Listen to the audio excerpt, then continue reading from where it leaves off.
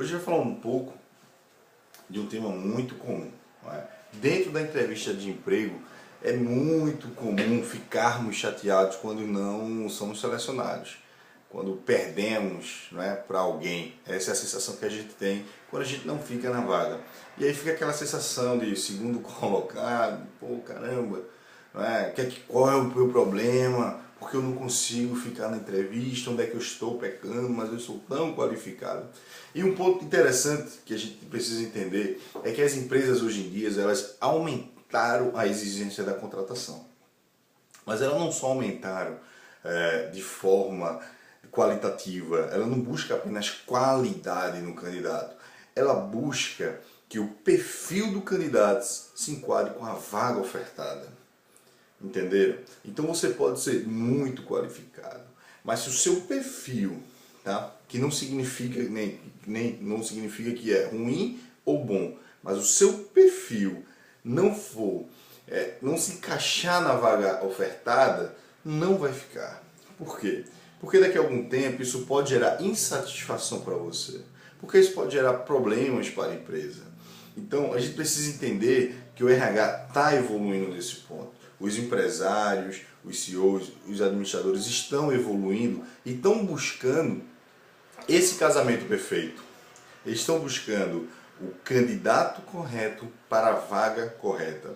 E aí, nós como os profissionais, né, se candidatando às vagas, precisamos ter isso em mente. Precisamos ter isso em mente. Por quê? Porque talvez eles tenham gostado de você, mas o seu perfil não seja adequado para aquela vaga. E outra oportunidade você poderá ser lembrado. Agora, tem um ponto entre não ficar e ser lembrado no futuro, que é o seu comportamento. Tá? É muito comum gerar tanta insatisfação que a gente sai da entrevista falando mal, que a gente sai, né, e um dos pecados é desabafar em redes sociais. Isso é um dos pecados clássicos.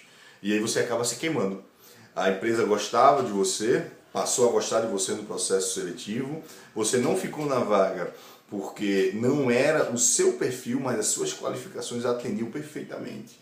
Mas o seu comportamento pós-entrevista pode ter atrapalhado um pouco. Mesmo que você não fique na seleção, passe um e-mail agradecendo.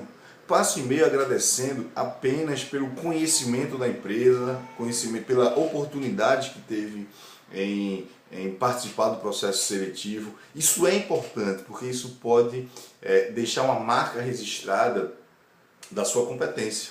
Né? Mesmo não ter ficado na vaga, a empresa pode lembrar de você como, olha, essa pessoa não ficou, foi muito bem nos testes, não ficou porque a vaga não era dentro do perfil do funcionário.